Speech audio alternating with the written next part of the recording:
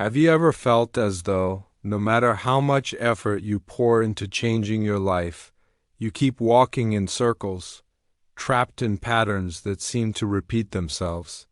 Almost as if something unseen were quietly holding you back? What if the reason lies not in the world outside you, but within? Most people look for transformation in the wrong direction. They wait for the world to shift, for opportunities to appear, for life to become easier, without realizing that the real key is not external at all. It rests inside the mind. Throughout history, there has been a quiet lineage of human beings, almost like luminous travelers walking among us, who understood this profound truth. They were the ones brave enough to turn inward and discover that the mind is not merely a passive mirror reflecting reality, but the very mechanism that shapes it. Among these seekers, one man's work stood apart: Itzhak Bentov. His discoveries challenged conventional thought, disrupted long-held beliefs, and demonstrated something extraordinary: that it is possible to accelerate growth, manifest goals, and reshape one's reality through a method both practical and scientific. This video will explore that method, one that doesn't rely on luck, superstition, or wishful thinking. It is a disciplined system designed to train the mind with precision and purpose. A process capable of transforming not just how you think, but how you feel and act. And here is the surprising part: you don't need to wait years to notice its effects. When practiced correctly, it begins to produce rapid shifts, mental clarity, heightened focus, renewed energy, and an uncanny sense that your dreams are drawing closer. Stay with me until the end, because you'll learn exactly how to apply this process step by step, how to weave it into daily life, and access the same current of consciousness that flows through those who have chosen to become creators of their own destiny. When it comes to change, most people look outward.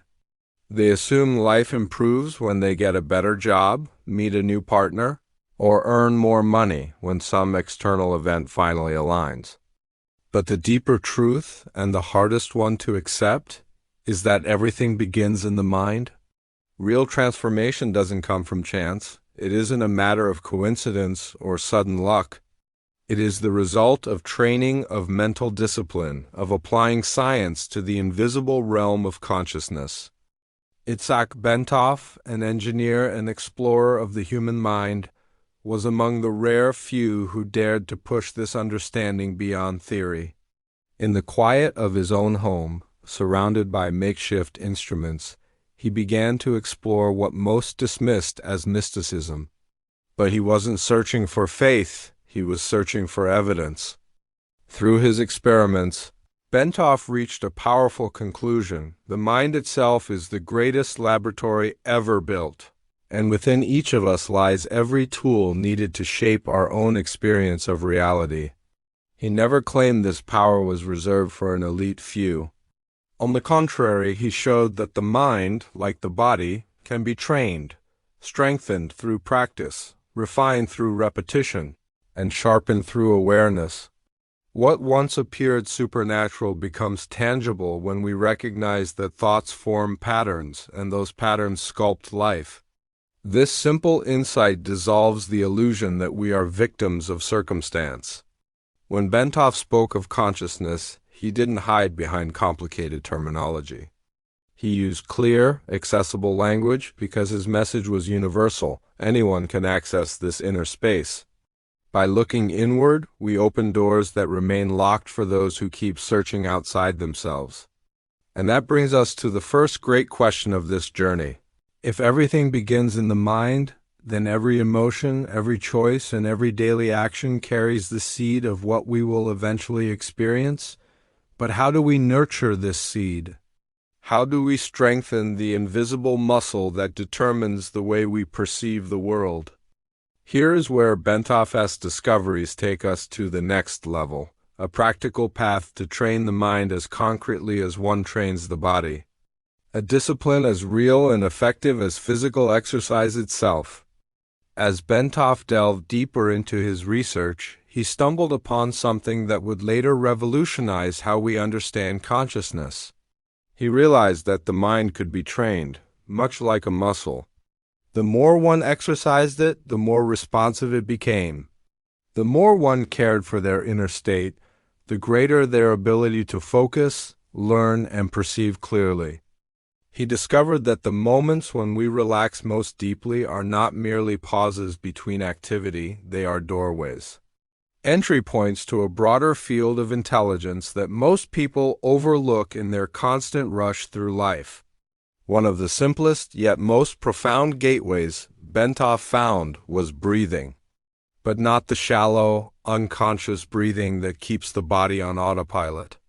He referred instead to conscious breathing, deliberate deep inhalations that slow the brain's electrical rhythm and create space for stillness within. When the body becomes calm, the brain's tempo changes. What once seemed distant or unreachable begins to emerge from the silence. Breathing becomes the bridge, the thread connecting the physical and the mental, the tangible and the invisible. Alongside this, Bentov developed another cornerstone of his method, visualization. To visualize, in Bentov's sense, was not simply to recall an image, but to train the mind to build and sustain internal scenes with clarity and emotion. Practitioners of his exercises reported remarkable effects, sharper memory, expanded creativity, and even an enhanced ability to solve problems intuitively. Visualization was not daydreaming, it was mental training. It awakened dormant regions of the brain, compelling them to participate in the act of creation. The third pillar was affirmation, the use of intentional words and thoughts repeated with focus and emotion. Bentov explained that when a phrase filled with belief is repeated often enough, it sinks into the subconscious like water carving its way through stone. Over time, it reshapes the way we perceive ourselves and the world. It wasn't about self-deception or hollow positivity. It was about deliberately choosing which thoughts to feed until they became conviction. Breathing, visualization, and affirmation, these three elements intertwined into a single process that Bentov called conscious relaxation. To relax in this sense did not mean to escape reality, but to reorganize the mind. It was like clearing a field of weeds so new seeds could be planted. In this quiet, the mind could reorder itself, let go of useless noise, and reach deeper layers of perception. Bentov taught that just as muscles grow through regular effort, the mind flourishes through consistent exercise. And through such training, something extraordinary begins to happen. The doorway opens to new states of consciousness. Among these, one stood above all others, the alpha state. Bentov often said that the human mind is not a mechanical engine that runs in straight lines. It is a living rhythm, constantly shifting between frequencies. Through his studies, he observed that the brain operates differently depending on its level of activity, and that there exists a specific range that transforms everything: thought, emotion, even physical sensation. This frequency is known as alpha, a state of brainwave activity oscillating around 10 cycles per second. Scientists were already aware of its existence, but Bentov gave it meaning. He revealed its potential. In the alpha state, the mind no longer races with chaotic thoughts. It slows to a calm, stable rhythm. In that stillness, perception changes. What was once complex becomes simple. What once caused anxiety melts into serenity. Those who practiced Bentov's techniques described alpha as a tuning of consciousness, as though their minds connected with something greater, a higher order of intelligence hidden within. It was as if a quiet light switched on inside, illuminating everything with newfound clarity. The alpha state opened a portal, not to fantasy but to creativity and intuition. Ideas surfaced effortlessly. Solutions to old problems revealed themselves without strain. The mind seemed to connect scattered fragments of information, building bridges between what was once disjointed. And this wasn't mysticism. It was biology. In alpha, the brain integrates both hemispheres, logic and imagination, allowing them to communicate harmoniously. The body, too, responds. Blood pressure lowers, heart rate stabilizes, muscles release tension. The organism begins to align and heal. Bentov emphasized that reaching alpha was not reserved for monks or advanced meditators. It was a natural ability, accessible to anyone willing to practice. Through simple steps of deep breathing, gradual relaxation, and focused attention, anyone could guide themselves into this state. The key, he said, was consistency. With regular practice, entry into alpha became easier and faster until it started to occur spontaneously throughout the day in moments of calm, creativity, or quiet observation. For many, this realization was life-changing. They understood that the mind need not be a prisoner of stress or noise. Within them existed a space of stillness always available, a place where clarity, peace, and inspiration coexist. Alpha was not merely a brain frequency. It was a gateway, a threshold into a deeper dimension of human potential. And it was here that Bentov's method took an even more fascinating turn. He discovered that this state could do more than bring relaxation. It could shape reality itself. As Bentov continued his experiments, he arrived at a discovery that bridged the worlds of science and mysticism. The mind is not only capable of observing reality, it can generate it. He noticed that when people reached the alpha state and began to work consciously with mental imagery, something profound occurred. What they saw within started to echo in their external world. Ideas became opportunities. Inner visions began to take form in matter. To understand this process, Bentov made an essential distinction between two mental faculties that many confuse: visualization and imagination. At first glance, they seem identical, but for Bentov, they were entirely different dimensions of consciousness. To visualize, he explained, is to recall what already exists, a familiar face, a memory, an object. It is to project something known from the past into the present mind. Visualization strengthens memory, enhances attention, and reconnects us with lived experience. But to imagine, that is something else entirely. Imagination is the act of creating what has never been seen before. It is the power to generate new forms, new possibilities, and new realities in the invisible field of thought. In imagination lies humanity's most divine capacity to bring forth the unseen. Through it, we do not merely reproduce life. We design it. For Bentov, this ability was sacred.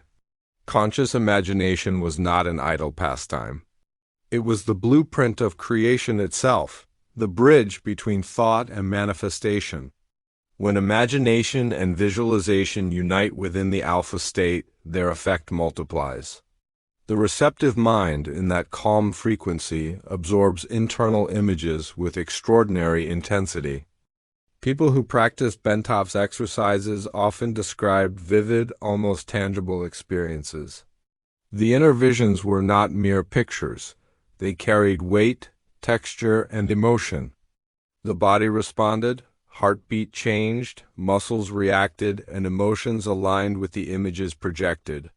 What began as a mental exercise turned into a full-body experience, a rehearsal for reality itself. Bentov observed that this process had powerful therapeutic and creative effects. By revisiting old painful memories and consciously reshaping them through imagination, people reported deep emotional healing. They replaced scenes of suffering with understanding, forgiveness, and peace, and as a result, the emotional wounds began to dissolve. In this sense, imagination became a tool for reprogramming the subconscious, rewriting internal stories that once held people captive. Artists, scientists, and innovators also found in Bentov's practices a new wellspring of inspiration. When they allowed the mind to wander freely through imagination, new ideas emerged, inventions, artworks, and breakthroughs that seemed to arise from nowhere. It was as though imagination unlocked a hidden chamber of infinite creativity. Bentov used to say that every human being carries within them both a scientist and an artist, and imagination is the key that opens the door to both. Most astonishingly, the effects of these mental practices did not remain confined to the inner world. Over time, they began to manifest outwardly. People noticed subtle shifts, decisions that felt more aligned, opportunities that appeared effortlessly, coincidences that seemed too precise to be accidental. But Bentov insisted these were not coincidences at all. They were consequences of mental attunement. Thought, he said, is a creative force. When directed clearly and consistently, it shapes external circumstances to reflect the inner pattern sustaining it. And here lies the true foundation of his method, the understanding that the mind is not a mirror reflecting reality, but a projector casting it outward. This realization led Bentov to the culminating point of his work, the practice of mental goal setting, the deliberate projection of intentions so vividly that the mind and body begin to behave as if the goal is already real. To Bentov, this practice went far beyond positive thinking. It required precision, clarity, and feeling. A vague wish held no power, but a vision so vivid that it could be felt, that the brain could mistake for reality, held transformative potential. When a person lives a goal internally with full sensory and emotional detail, the brain responds as if the event were happening now. Hormones shift, neurotransmitters fire, the heart accelerates, the body believes. Modern neuroscience confirms this phenomenon, but Bentov had already intuited it decades earlier. He often compared the mind to a magnet. Whatever image it sustains most intensely, it attracts into form. Not through magic, but through coherence, the natural alignment of thought, emotion, and action toward a single outcome. When the brain accepts an inner reality as true, it unconsciously guides behavior to make it so.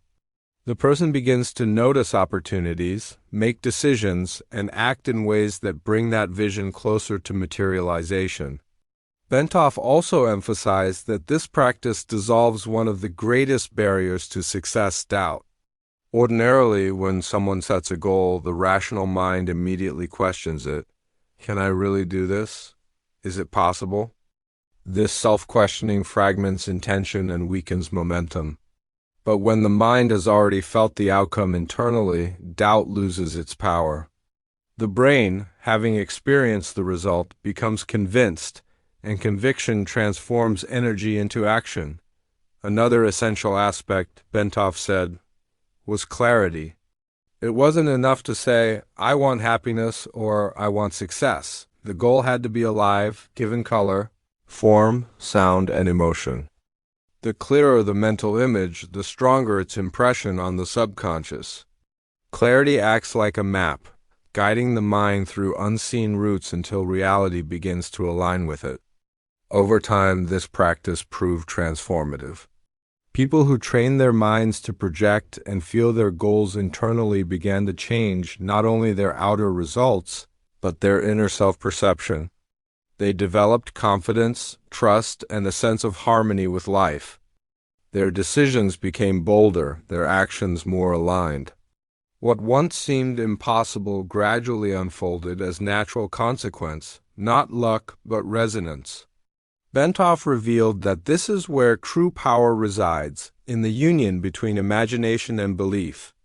When we experience a vision as if it were real, the mind begins to organize the external world to match that inner conviction.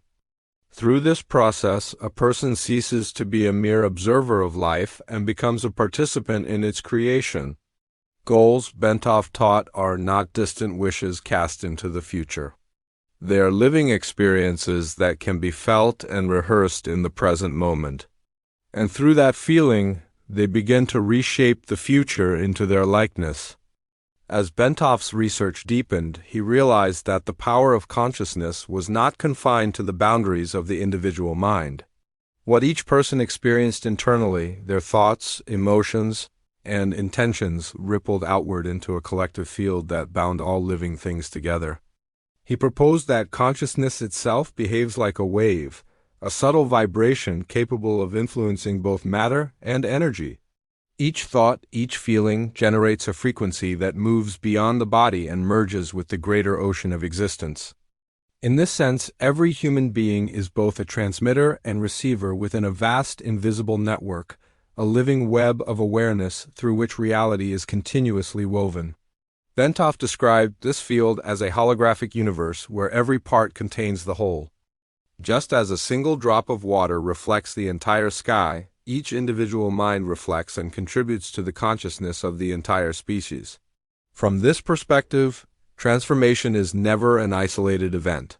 When a person evolves, heals, or expands their awareness, the frequency of that change subtly radiates into the collective.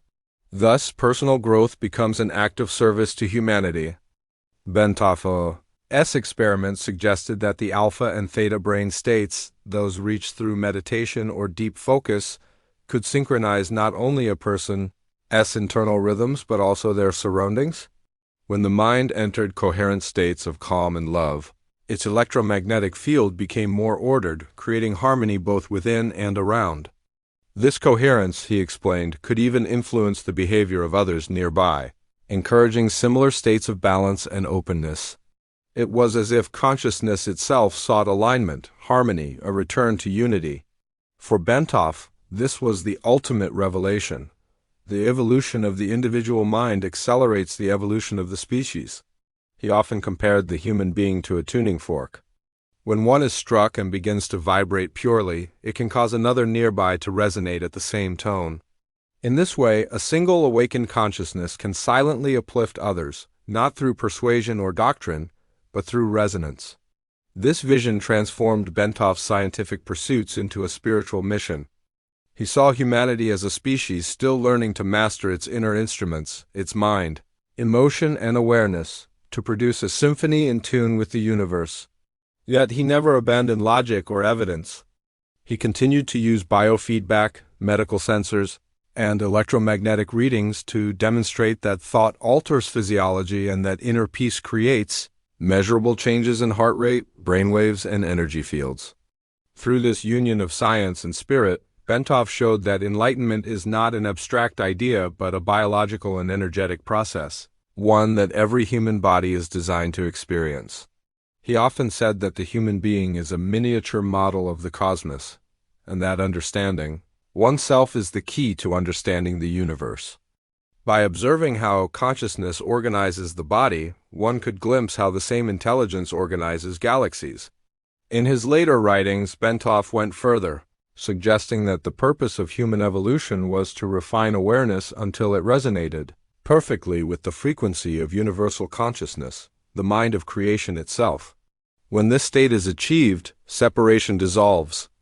The boundaries between me and everything else fade away, replaced by an awareness of participation in a single living whole.